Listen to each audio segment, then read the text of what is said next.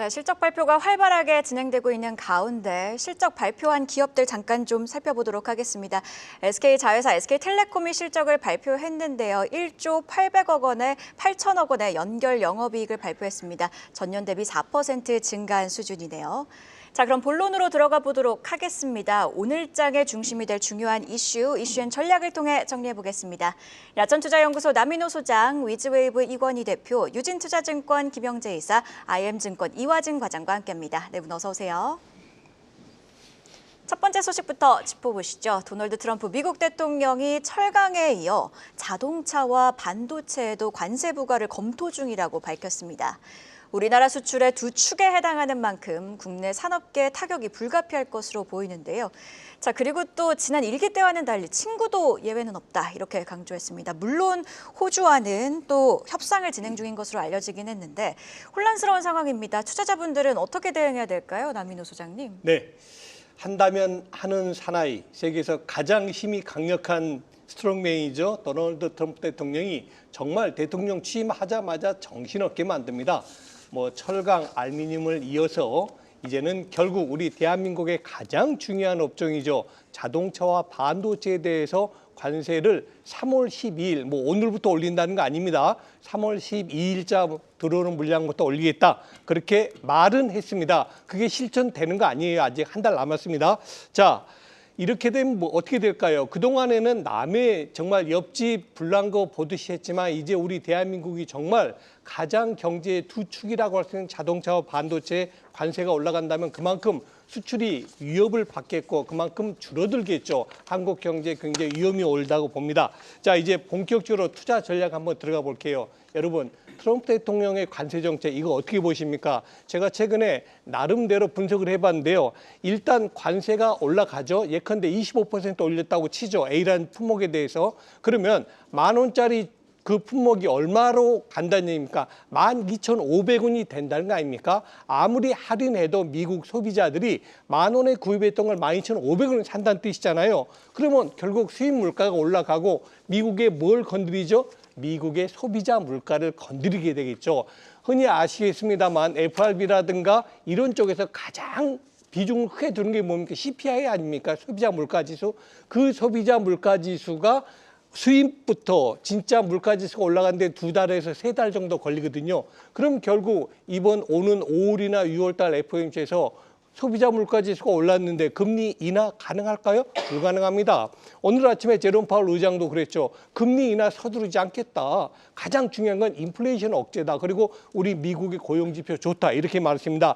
결국 이렇게 되면 최종적으로 5월, 6월엔 뭐가 될까요? 미국은 고금리 4.5%의 고금리가 지속이 된다. 이걸 정말 트럼프 대통령이 바랄까요? 그건 아닐 겁니다. 그래서 저는 한 달, 2달간의 그런 트럼프 대통령의 관세 정책은 여러 나라에 위협을 하겠죠. 그러나 지금 보십시오. 폰데어 라이엔 그 EU 집행위원장 여자분이시죠. 그분하고 중국은 바로 맞대응하지 않습니까? 좋아, 니들이 우리 관세 올려? 알았어. 미국에서 들어오는 거 우리도 관세 올리겠다. 이렇게 되는 거 아닙니까? 그래서 무역이라든가 외교는 기브 앤 테이크 아닙니까? 저는 트럼프 대통령의 관세 정책이 끝없이 이렇게 강대강으로 갈 수는 없다. 저는 빠르면 2분기 즉 4, 5월 달에는 변화가 나올 수 있다고 보여집니다. 마지막으로 말씀드린 것은 자동차와 반도체 미국한테 필요한 겁니까? 필요 없는 겁니다. 절대적으로 필요한 거죠. 미국의 소비자들, 미국의 국민들이 자동차 없이 못 살잖아요. 또 지금 미국은 AI의 1인자가 되겠다는 건데 만일에 삼성전자 하이닉스가 안 도와주면 미국 그 AI 1등 됩니까? 못 됩니다. 그래서 저는 오늘 내일까지는 좀 위협이 되겠지만 이것이 앞으로도 결국 한국 경제를 꺾는 그런 위험 요소는 아니다라고 말씀을 드리겠습니다. 아까 나 소장께서 이 트럼프 미국 대통령을 스트롱맨이라고 표현을 하셨는데 이 스트롱맨이 갖고 있는 포괄적인 이미지를 좀 강조하신 것 같고 앞서 월스트리트 저널은 트럼프 대통령이 벌이고 있는 관세 전쟁에 대해서 사상 가장 어리석은 무역 전쟁이다 이렇게 비판을 하기도 했었습니다. 이 당장 우리 기업들 또 투자자분들의 걱정이 커진 상황 이것은 부정하기가 좀 어렵겠고요. 분위기 좀 바꿔보겠습니다. SK 하이닉스의 호재성 뉴스가 들어왔네요. 3,900조 원의 자산을 굴리는 미국계 자산운용사 더 캐피탈 그룹이 하이닉스의 지분을 추가로 사들였다는 소식이 전해졌습니다. 20만 원대에 움직였던 지난해 12월입니다. 지난해 12월에 지분을 늘렸다고 하니까 지금 20만 원 초반 아래인 지금 구간에서는 접근해도 괜찮을 것 같은데 김영자 이사님 이 부분 어떻게 보십니까? 네, 일단 그 지분 투자 공시와 관련해서 현재와 과거의 그런 상황을 좀 정리를 해 볼 필요가 있는데 네. 그 2조 7천억 달러 우리 돈 3,900조를 운영하는 미국계 자산 운용사입니다. 어제 SK 하이닉스 지분을 죄송합니다. 기존 5.09%에서 6.7%로 확대하는 공시를 했는데요. 처음으로 지분 공시한 것이 주가가 하락하던 2022년 8월이었는데 이때는 한 10만 원 미만에서 5% 공시를 했고요. 네. 그 이후에 2023년 3월 주가가 추가 하락해서 7만 원대에 도달하자 지분을 이제 5% 미만으로 매도하는 공시를 했습니다. 그 이후 더 캐피탈 그룹이 이제 주가가 또 19만 원에서 20만 원 하던 시기에 다시 5% 지분 신고를 했고요. 그리고 이제 주가가 23만 원에 도달하자 7월에 다시 축소 신고를 했습니다. 그리고 다시 말씀하신 것처럼 12월에 이제 주가가 16만 원대까지 갔자 다시 또 지분 공시를 했고 어제 다시 이제 추가 매입 공시를 했다는 것을 알 수 있습니다. 네. 이런 것을 보면 더 캐피탈 그룹이 하이닉스를 바이앤홀딩을 한 것은 아니고 주가 수준에 따라 매매를 통해 손절과 익절을 좀 반복했다는 것을 알 수 있었고요. 그리고 5% 공시 이후에 의미 있게 재분을 추가로 한 것은 이번이 또 처음이라는 점도 좀 특징입니다. 따라서 호재성 재료는 틀림없지만 최근 매매 행태가 주가가 좀 박스권을 이용하는 매매라는 점에서 개인 투자자분들도 좀 참고하면 좋은 매매 사례라고도 볼 수 있는데 현재 한닉스 같은 경우는 그 트럼프 대통령의 반도체 관련 관세 부과 불확실성과 어떤 계절적 비수기에 따른 일부기 실적 부진 예상에 주가는 좀 뉴스에 따른 흐름이 좀 등락이 행보세를 반복되고 좀 있습니다. 보이고 있습니다. 지금. 네네. 그래서 불확실성이 해소되는 것이 좀 주가 상승의 트리거가 될 가능성이 있는데 그 시기는 조금 더 좀 지켜보실 필요가 있다라고 보겠습니다. 그렇지만 올해 SK 하이닉스 경우가 HBM 매출 비중이 이제 더 올라가면서 디램 공급사 중에서는 실적 안정성이 가장 높다는 점이 가장 큰 장점이고요. 또 엔비디아 외에도 에이직 고객향으로 HBM 판매를 증가시키면서 아무래도 높은 마진을 확보할 가능성이 높습니다. 그래서 수익성 방어가 가능하다는 점도 투자 포인트입니다. 수급적으로 지금 외국인 순매수가 이어지지만 기관의 매도세도 만만치가 않습니다. 그래서 주가 박스권 등락 반복 중인데 주가가 이미 저는 큰 상승을 이뤄낸 만큼 현재 구간에서는 한 19만 원 미만에서는 매수를 해도 되지만 23만 원 근접 시에는 매도하는 좀 박스권 매매 전략이 바람직하다라고 보고 있고 참고로 삼성전자 같은 경우는 밸류에이션 하단에 있는 매력도 있지만 사법 리스크가 뭐 거의 해소되었다고 보는 상황에서 네. 시장과 적극적으로 소통할 가능성이 높다고 지금 보고 있어서 현 시점에서는 바이앤홀딩으로 대응이 좀 필요하지 않을까라고 판단하고 있습니다. 네, SK하이닉스 19만 원에서 23만 원 사이의 박스권 매매 전략 세워주셨습니다. W게임즈 속보도 확인하고 가도록 하겠습니다. 작년 4분기 연결 영업이익이 605억 원으로 집계가 되며 전년 대비 3% 감소한 것으로 나타났는데요. 오늘장 W게임즈 흐름도 함께 지켜보시죠. 자, 계속해서 소식 이어가도록 하겠습니다. 이번에는 크래프톤 이야기인데요. 크래프톤이 작년 사상 처음으로 영업이익 1조 원을 돌파했습니다. 매출은 3조 원에 육박하며 역대 최대 실적을 경신했는데요. 5년의 매출 7조 원에 도전하겠다는 크래프톤 주가도 실적을 따라서 우상향 흐름 이어갈 수 있을까요, 이건희 대표님? 네, 지금 이제 게임주의 대장이 NC에서 이제 크래프톤으로 바뀐 지 좀 됐죠. 네, 지금 크래프톤이 지금 배틀그라운드 시리즈의 이제 견조한 성장에 힘입어서 이제 영업이익이 최초로 이제 1조 원을 넘은 기업이 됐는데. 넘었는데 역대 최고 실적을 이제 갱신하고 있습니다. 그래서 5년 내에 뭐 매출 7조 예상을 한다라고 얘기를 하고 있는데 일단 뭐 가능성이 뭐 없진 않아 보인다. 뭐 여전히 가능성이 있어 보인다라고 보고 있고요. 지금 작년 한 해 영업이익이 1조 1,825억으로 전년보다 한 54% 증가를 했고요. 매출은 2조 7천억대가 나왔으니까 전년 대비 한 41% 이상 증가를 했는데 이 부분도 이제 7조까지 가려면 아직도 한 3배 정도, 그렇죠. 2.5배 정도 더 해야 되는데 영업이익률이 43.6% 대단하네요. 예, 일단 뭐 순이익도 지금 1조 3천억이 넘게 나왔으니까 119% 이상 증가했습니다. 그래서 영업이익률이 43.6%니까 사실 밸류에이션을 더 받아도 되는 뭐 상황이 되겠죠. 그러니까 크래프톤 같은 경우는 배틀그라운드의 PC 버전을 무료화로 전환하고 지속적인 업데이트라든지 뭐 프리미엄 콘텐츠 강화로 이제 성장세를 계속 지속하고 있고요. 또 모바일 버전도 지금 전년 대비 계속 성장하고 있는데 특히 이제 인도에서 모바일 버전이 잘 성장하고 있는데 인터넷 기반이라든지 이런 통신 기반이 좀 약한 쪽이 오히려 모바일이 더 강세를 띠는 동남아나 이제 이쪽은 보통 모바일로 많이 게임을 하거든요. 이런 부분들이 지금 다시 반영이 되면서 인도 쪽에서 트래픽과 매출이 최고 기록을 경신하고 있는 중이고요. 크래프톤 그래서 이제 이 배틀그라운드 지식 IP를 기반으로 해서 4종의 차기작을 지금 제작 중이고 여러 이제 액션 스틸 액션 슈터라든지 뭐 탑다운 전략 게임 전략 슈팅 게임, 그다음에 콘솔 배틀 로얄 게임, 그다음에 프로젝트명이 아직 정해지지 않은 게임까지 한 4가지를 준비하고 있고요. 25년 이후에 이제 선보일 주요 신작으로 보면 3월에 출시 예정인 인생 시뮬레이션 게임인 인조이 모바일 익스트림 게임 다크 모바일이 있고요.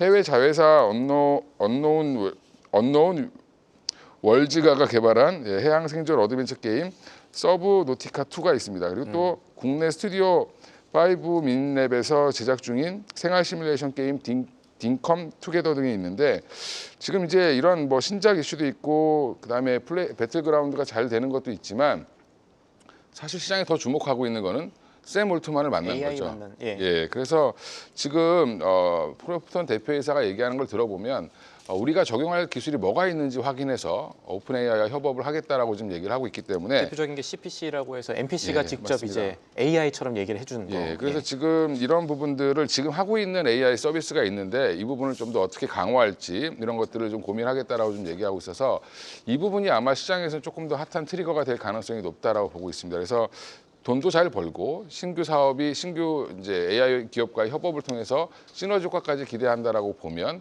영업이익률은 더 올라갈 가능성도 있지 않을까 이런 생각을 하는데 그래서 지금 시장은 아마 여기에 조금 더 집중을 하고 있는 걸로 보입니다. 예. 그러면 조금 더 긍정적으로 보고 계시다. 뭐 이렇게 봐야 될 것 같고요. 저는 이제 예. 뭐 차트상으로 보나 수급장으로 봐도 오랫동안 유지했던 박스권 상단을 뚫고 나갔기 때문에 그 박스권 상단을 지지 삼아서 계속 올라갈 가능성이 더 높다라고 보고 있습니다. 우상향 가능성이 조금 더 높다 이런 말씀해 주셨고요. 게임 대장주 크래프톤이 이제 말씀대로 엔비디아 오픈 AI와의 협업 예정돼 있습니다. 그래서 인조이라는 게임이 나올 텐데 제2의 배틀그라운드와 같은 어떤 흥행작이 될지도 지켜봐야 되겠고요. 실적 얘기 이어가 보겠습니다. 이번에도 역대 최대 실적입니다. 의료 AI 기업 루닛이죠. 지난해 매출이 전년 대비 116% 증가를 했습니다. 하지만 주가는 전 고점 대비 20% 넘게 조정받았고요. 투자 전략을 어떻게 세워보면 좋을지도 좀 살펴봐야 될 것 같습니다. 이 부분은 이화진 과장께 여쭤봐야 될 것 같아요. 네, 일단 뭐 12월 달에 일단 수급적인 이슈가 있었죠. 이제 가던스 이제 헬스케어 예전에 2021년도에 300억 투자해서 이제 2대 주주였던 회사인데 액체 생검 기업입니다. 물론 이제 전년도 한 8월쯤에 이제 40만 주 매각을 하게 되면서 원래 지분이 5% 넘은 상황이었기 때문에 당시에는 이제 공시를 했습니다. 물론 최근에 이슈가 나왔던 게 전량 매도했다. 이제 지난달에 얘기를 했지만은 실제로 5% 이하에 있으면 굳이 이제 공시 의무가 없는 상황이기 때문에 시장에서는 왜 공시를 안 했냐 뭐 이런 오해가 있었던 것 같습니다만은 물론 대신에 이제 가던트 헬스케어와 관련된 파트너십은 좀 문제 없는 것으로 이제 보이고 있고 또 추가적으로 임원 11명이 또 이제 블락딜을 했죠. 이제 미국의 롱펀드 이제 운용사 이제 매각을 하게 되면서 임원들의 지분을 파니까 여기에 또 시장에 대한 오해가 좀 없지 않아 있었던 것 같습니다. 하지만은 회사 측에서는 대출금 상환 목적으로 얘기를 해왔던 만큼 그만큼 주가가 이제 조정을 받았지만은 대신에 이제 주가가 다시 한번 반등하는 모습을 보이고 있는데 일단 루닛은 올해 굉장히 좀 중요한 이슈입니다. 물론 이제 보피라 인수를 이제 본격적으로 하게 되면서 이 회사가 일단 미국의 일단 유방암 검진 솔루션 자체가 이제 2,000개 기관과 이제 소프트웨어를 공급을 하고 있는 회사인데 루니스카프가 올해 하반기에 이제 FDA 승인 신청을 앞두고 있습니다. 그런데 작년 12월 말에 FDA에서 이런 얘기가 나왔었죠. AI 기반된 의료기기 업체들에 관해서는 FDA 승인을 절차를 굉장히 간소화하겠다고 일단 가이드라인을 최종화시켰습니다. 그렇다는 것은 만약에 루니스카프가 이제 올해 하반기에 승인 신청을 하고 내년 1분기에 완료된다라고 하게 되면은 결국에는 볼파라와의 시너지가 본격화될 것으로 보이고 있고 수익성도 좋아질 것이고. 수익성도 훨씬 더 좋아질 수도 있겠죠. 물론 올해 흑자 전환되냐, 뭐 내년 흑자 전환되냐, 뭐 이 차이가 굉장히 클 것으로 보이고 있지만은 확실한 거는 적어도 우리나라 AI 기반된 의료기기 업체들 중에서는 일단 선두주자로 좀 가고 있다라고 생각을 하고 있고 그리고 이제 아스트라제네카와 이제 빅파마 이제 본격적으로 이제 공동 계약을 이제 얘기를 하게 되면서 물론 이제 비소세포 폐암 쪽으로 타그리스 치료제를 만들고 있는 회사이기 때문에 향후에 EGFR 관련된 변이 관련 솔루션을 이제 루닉 스카프가 본격적으로 이제 개발을 하게 되면서 아마 여기서 수익성이 점차적으로 커지게 된다라고 하게 되면은 어차피 지금 루닛이 가지고 있는 이런 최근 지분 구조 이슈들은 어차피 지금 다 해소된 좀 상황이라 본다라고 하게 되면은 이제는 본격적인 성장 궤도에 얼마만큼 올라가냐 이제 그게 굉장히 중요하지 않을까 좀 생각을 하고 있습니다. 네, 이번에는 삼성화재 실적까지 함께 짚어보고 가도록 하겠습니다. 삼성화재 실적 한번 확인해 보도록 할까요? 작년 4분기 영업이익은 2,528억 원으로 집계되며 전년 동기 대비 22.6% 증가한 것으로 나타났습니다. 다만 컨센서스 대비 12%가량 하회했고요. 순이익은 2,078억 원으로 집계되며 역시나 컨센서스를 하회했습니다. 삼성화재 오늘 개장 이후에 어떤 흐름 보일지 함께 체크해 봐야겠네요. 자, 이번에는요. 오늘 아침에 나온 가장 빠른 리포트 확인해보고 오시죠. 박정은 캐스터가 준비했습니다. 네, 오늘 아침에 나온 리포트 확인해보는 가장 빠른 리포트 앤 공시 시간입니다. 트럼프의 관세 폭탄이 우리 시장을 비껴가진 않았지만 시장은 제법 선방해주는 모습이었죠. 증권가의 리포트 통해서 오늘장도 대비해보겠습니다. 우선 상향 의견으로는 어제 역대급 호실적에 주가도 축포를 터뜨린 한화 에어로스페이스 그리고 좋은 업황에 주주 환원까지 기대되고 있는 HMM에 대한 보고서가 나왔고요. 또 유리기판에 대한 관심이 증대되고 있는 가운데 올해 완만한 턴어라운드 기대되는 SKC의 목표가 17만 5천 원 제시됐습니다. 이 밖에 하향 리포트로는 어제 컨센서스를 하회하는 실적을 발표하고 경기 불확실성에 전망에도 먹구름이 낀 CJ제일제당의 목표가 35만 원, 또 바닥은 찍었고 남은 건 반등이라면서도 목표가는 17만 원으로 하향된 에코프로비엠 보고서 나왔습니다. 먼저 한화 에어로스페이스 리포트부터 체크해 보시죠. Show and prove, 보여주고 또 증명하고 한화 에어로스페이스의 지난 4분기 실적이 컨센서스를 크게 상회하는 등 역대 최대 실적을 발표하면서 어제 20% 넘게 급등했습니다. 이 하나증권은 목표가를 56만 원에서 62만 5천 원으로 10% 넘게 상향 조정했고요. 폴란드와 이집트에서의 K9 자주포 물량이 매출 인식으로 이어지면서 수출 확대가 지속될 거라고 전망했습니다. 고성장하는 실적을 현재 주가가 따라가지 못하고 있다면서 추가 상승 여력 열려 있다고 진단했습니다. 그런 만큼 오늘도 빨간불 기대해봐도 될까요? 개장 후 주가 흐름도 주시해보시죠. 다음은 크래프톤 뉴스입니다. 아무리 이대호나 최정, 노시환 같은 거포 홈런왕이어도 매번 홈런을 칠 수는 없죠. 크래프톤이 지난 4분기 매출이 6,176억 원, 영업이익은 2,154억 원으로 5개 분기 만에 컨센서스를 하회한 실적을 발표했습니다. 하지만 국내 게임사 최초로 연간 영업이익이 1조 원을 돌파하는 저력을 보여줬는데요. 오늘 10개가 넘는 증권사가 크래프톤을 주목한 가운데 한국투자증권은 올해 배틀그라운드 펍지의 매출 기여가 주목된다며 목표가를 45만 원으로 상향 조정했습니다. 5년 만에 매출 7조 원을 달성하겠다는 목표를 세우면서 제2의 배그를 찾기 위해 1조 5천억 원을 쏟겠다고 밝힌 데다가 지난주 샘 올트먼 오픈AI CEO의 만남도 주목된 건데요. 게임 섹터 안에서 탑픽이 유지된 만큼 올해도 컨센서스라는 담장을 훌쩍 넘기는 대형 홈런 기대해 보겠습니다. 지금까지 가장 빠른 리포트 앤 공시 박정원이었습니다. 네, 계속해서 이슈 이어가도록 하겠습니다. 작년 내내 실망스러운 실적을 기록했던 코스닥, 올해는 반전된 모습을 보여주고 있습니다. 로봇과 바이오, 유리기판을 업고 글로벌 증시 수익률 2위로 올라섰는데요. 진격의 코스닥, 포트폴리오 구성은 어떻게 해야 될까요, 남인호 소장님? 네. 제가 한번 예를 들어 보겠습니다. 어떤 학생이 여러분들 뭐 조카나 동생이 반에서 2등 성적표를 받아왔습니다. 기쁘십니까? 슬프십니까? 네.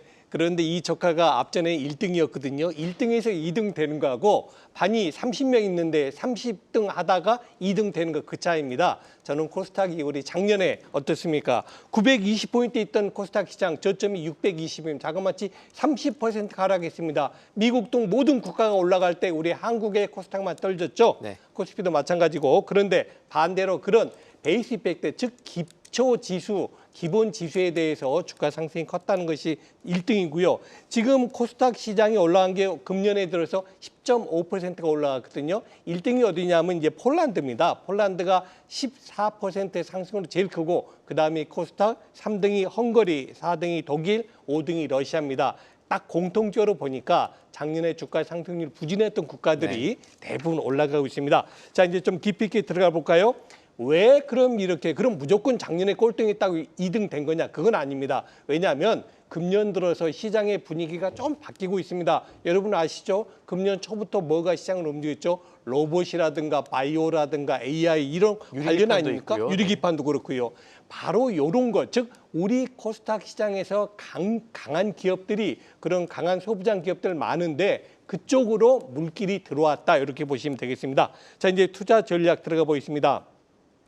아무래도 금년에는 방금 말씀드린 로봇이라든가 이 반도체, 특히 HBM의 가장 핵심은 유리기판이라든가 이런 쪽으로 빠르면 금년 말, 늦으면 내년까지 갈 가능성이 크지 않습니까? 왜? AI에 대한 하드웨어 투자가 더 이어질 거니까 앞으로 2, 3년 동안 이런 부분을 감안해 본다면 저는 금년의 코스닥을 매우 낙관적으로 보는데요. 금년 연초 지수가 680이었거든요. 어제 종가가 749, 750 아닙니까? 저는 이것이 작년의 고점인 920까지 갈지는 모르겠지만 최소한도 금년 상반기에 800포인트는 넘어간다. 코스닥 얘기입니다. 예. 그래서 코스닥 시장에 계속 관심을 가셔야 되고 마지막입니다. 자, 그러면 내가 가지고 있는 우리 주식 계좌 1,000만 원 모두 다 코스닥에 몰빵 투자 좋습니까? 저는 그건 반대입니다. 왜냐하면 지금 코스피 시장이 약 한 2조 정도, 어바웃 2,000조 정도 되고 코스닥 시장이 500조 정도 됩니다. 그래서 여러분이 코스피하고 코스닥을 분리하실 때 예. 대략 한 4대1 정도, 예컨대 1,000만 원 투자하시면은 800만 원은 코스피에, 200만 원은 코스닥 시장에 투자하시는 게 좋지 않을까? 이 포트폴리오 별거 아닌 것 같으죠? 시간 지나고 보면요. 종목에 대한 투자보다는 포트폴리오를 어떻게 잡았느냐, 이게 더 여러분들의 투자 수익률에 큰 영향 준다 하고 다시 한번 강조를 드리겠습니다. 편중하는 것보다는 4대1이라고 말씀하셨지만 그래도 어쨌든 코스닥 투자 비중 조금 더 높여도 괜찮다는 의견이신 거죠? 그렇습니다. 예, 알겠습니다. 이어서 오늘 저희가 실적 나온 곳들 많이 보고 있는데 이번에는 금융섹터 얘기를 좀 해봐야 될 것 같습니다. 국내 증권사 5곳이요. 영업이익 1조 클럽에 복귀했다는 소식이 나왔죠. 한국투자, 삼성, 미래에셋, 키움, 메리츠 그 주인공들입니다. 이런 호실적 배경은 무엇인지 또 그 가운데 토픽이 있을 텐데 토픽주는 무엇일지 이 부분은 김영재 이사께 들어보죠. 네, 말씀하신 대로 지난해 5개 증권사가 영업이익 1조 원을 돌파를 했는데요. 2022년 그러니까 작년에는 1조 원 이상이 한 곳도 없었고 또 2022년에는 메리츠 증권만 유일했을만큼 1조 원 달성은 대단한 성과라고 할 수가 있겠습니다. 일단 원인을 살펴보자면 먼저 그 해외 투자 주식 투자 열풍이 불면서 해외 투자 그 주식 매매 시 발생하는 브로커지 수익이 좀 급증한 면이 있고요. 여기에 또 인수합병이나 뭐 자금 조달 주선을 통한 IB 부분에서 실적 개선, 네. 그리고 금리가 하락함에 따라 채권 운용에 대한 수익 증가도 한몫을 했습니다. 그리고 이제 2023년 증권사들의 실적을 부진하게 만드는 원인이었던 부동산 PF 충당금이 거의 없었고요. 또 해외 투자 자산 손상 부담도 크게 완화된 것도 도움이 되었습니다. 다만 이런 좋은 상황이 모든 증권사에서 돌아간 건 아니고 좀 네임밸류가 있는 대형 증권사를 선호하는 투자자들이 많았기 때문에 좀 부익부 빈익분 현상이 증권업에는 있었다라고 보면 되실 것 같습니다. 올해 증권사 실적 전망도 뭐 맑음이라고 저는 보고 있는데요. 먼저 그 올해 국내 시장 화랑에 따른 거래대금 증가가 국내 부분에서의 브로커리지 수입을 좀 성장을 좀 할 수 있는 그런 원인이 될 것으로 보입니다. 실제 최근 양시장 거래대금 합이 하루에 보시면 20조 원을 넘기는 일이 자주 발생하고 있는데 2월 양시장 하루 평균 거래대금이 거의 지금 20조 원을 좀 육박하고 있어서 지난해 하반기 대비 20% 이상 지금 높아진 상황입니다. 네.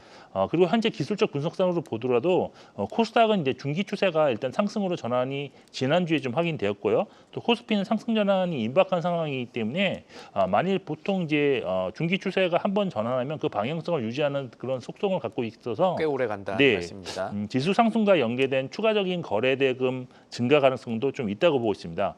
여기에 더해서 지금 다음 달부터는 대체거래소가 개장되면서 아침 8시부터 밤 8시까지 12시간 거래가 가능성에 따라서 현재 대비로는 조금이겠지만 뭐 추가 수수료수익이 발생 가능하다는 점도 긍정적으로 좀 보고 있는 상황입니다. 탑픽 종목은 일단 개인적으로 저는 키움증권이라고 보고 있는데요. 키움증권은 과거 주식 시장 회복 구간에서 높은 이익 민감도를 보여온 종목이고 현재 지금 바닥권에서 벗어나고 있는 지수를 감안할 때 한국 수익성 개선세가 조금 타사 대비 좀 높지 않을까라고 기대하고 있고 작년 해외 주식 경쟁력도 이미 확인된 바 있는 종목이고 올해 주주환원 관련해서도 기대감이 좀 높은 종목이라고 판단되기 때문에 탑픽은 키움증권으로 선정해 보았습니다. 네, 증권주 토픽 키움증권까지 분석 들어봤습니다. 이번에는 실적 계속해서 확인하고 가도록 하겠습니다. PSK의 4분기 영업이익은 128억 원으로 집계되며 전년 대비 20% 감소한 것으로 나타났고요.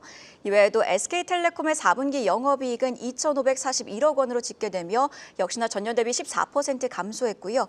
SK텔레콤 그리고 PSK 모두 예상치를 하회하는 실적 내놨습니다. W게임즈도 그렇고 오늘 나온 실적들은 좀 부진한 모습이네요. 함께 참고해 보시면 좋을 것 같습니다. 자, 계속해서 오늘장 섹터 전략 이어가도록 하겠습니다. 이건희 대표님께서 전고체 배터리 섹터 가지고 오셨는데요. 현대차그룹이 전고체 배터리의 파일럿 라인을 다음 달부터 가동한다는 소식에 시장에 주목이 쏠렸습니다. 어떤 포인트들 주목해봐야 될까요? 일단 전고체 배터리가 딱 1년 만에 돌아왔습니다. 네. 작년 요맘때 이제 삼성 SDI가 이제 상용화를 좀 앞당기겠다라고 하면서 관련 주식들이 급등을 했다가 한 달간 상승했다가 그 뒤로 계속 빠졌었습니다. 계속 빠졌는데 지금 다시 한번 불을 붙이고 있는 거는 딱 1년 만인데 현대차 그룹이 배터리 내재화 전략의 핵심으로 전고체 배터리 파일럿 라인을 지금 다음 달부터 가동한다라고 했고요. 정의선 부회장이 굉장히 공을 많이 들이고 있다. 의왕이 이제 보면 현대차 연구소가 있는 쪽이거든요. 그러니까 연구소에서 한마디로 실험 생산을 해보겠다라는 건데 자동차를 생산하는 게 아니라 전고체 배터리를 생산하겠다라는 거죠. 그래서 지금 의왕연구소에 구축한 이제 차세대 배터리 연구동 개소식에 3월에 이제 개최할 예정인데 이거를 이제 공식적으로 알렸고요. 그 다음에 이제 해외 자동차 업계들도 좀 초청을 했기 때문에 주요 인사들도 이게 지금 대대적으로 좀 보도가 되면서 다시 한번 전고체 배터리에 대한 관심이 좀 커지고 있는 상황이고요.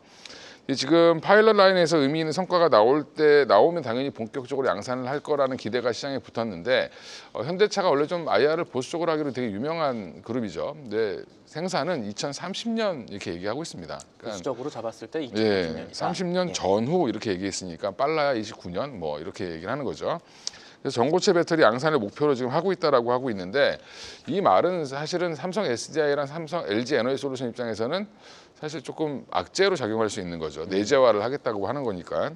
그런데 중요한 거는 삼성 SDI가 됐든 LG 에너지솔루션이 됐든 현대차가 됐든 결국엔 전고체 배터리를 만들려면 핵심 소재가 필요할 텐데 그 핵심 소재를 지금 우리 국내에서 만들고 있는 회사들에 대한 관심이 점점 증가하고 있고요. 관련해서 지금 가장 핵심적인 관련 종목들이 예전에 보면 전고체 배터리 관련주 가장 탑3가 있죠. 레이크 머티리얼즈, 이수 스페셜티 케미컬, 그다음에 한농화성 이런 종목들이 있는데 이런 종목들 중심으로 아마 지금 주가는 좀 움직임을 좀 보이고 있고요. 그 중에서 뭐가 제일 좋냐? 결국엔 세 개를 다 살 수는 없으니까 그렇죠. 하나만 고른다라고 하면 레이크 머티리얼즈가 아마 가장 핵심일 것 같고요. 전고체 배터리의 핵심 소재인 황화 리튬을 일단 22년도에 개발하는 걸 성공했고요. 지금 24년 2월부터 연간 한 120톤 규모로 가동을 하고 있습니다. 공장을 실제로. 그럼 이걸 가동해서 어디다 팔고 있냐? 지금 삼성 SDI에 주고 있는 건데 이 부분은 그러면 한 현대차 입장에서도 여기 러브콜을 보낼 수 있죠. 근데 현대차가 어느 파이프라인을 가지고 소재를 가져오는지는 아직 알려지지 않았기 때문에 지금 시장에서 추측하는 이 세 종목 중심으로 아마 움직일 가능성이 높다라고 보고 있고요. 레이크 머티리얼즈는 트리메틸 알루미늄이라고 해서 굉장히 다루기 어려운 그 소재를 원래 잘 팔고 있는 회사고요. 거기에 이제 신성장 사업으로 황화 리튬 사업을 하고 있는데 이런 부분들을 고려해 보면 주가가 이제 유리기판도 한참 작년에는 안 좋았다가 올 초에 갑자기 급등하는 양상을 보였는데 이쪽도 이런 가능성이 충분히 있다라고 보고 있습니다.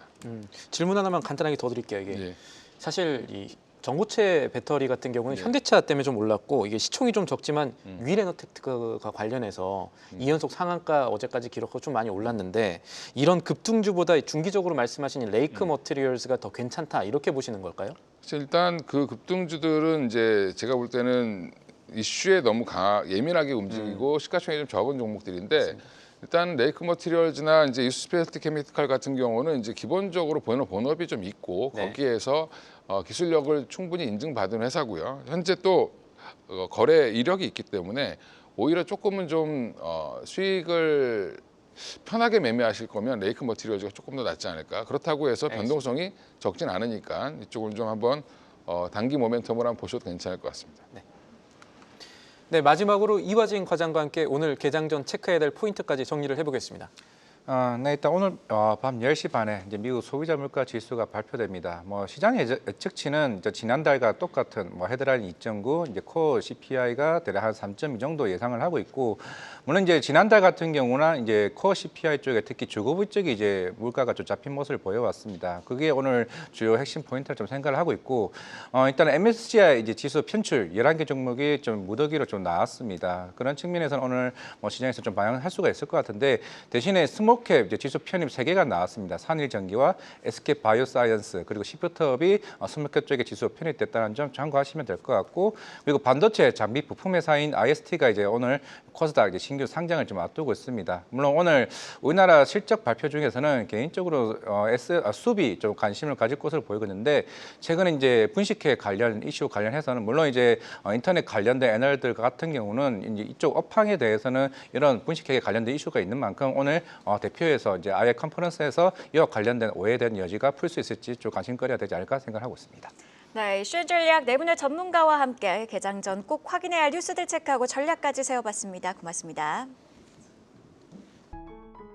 계속해서 다양한 경제 이슈를 알고 싶다면 구독과 좋아요, 알림 설정 부탁드립니다. AI 캐스터 권미정이었습니다.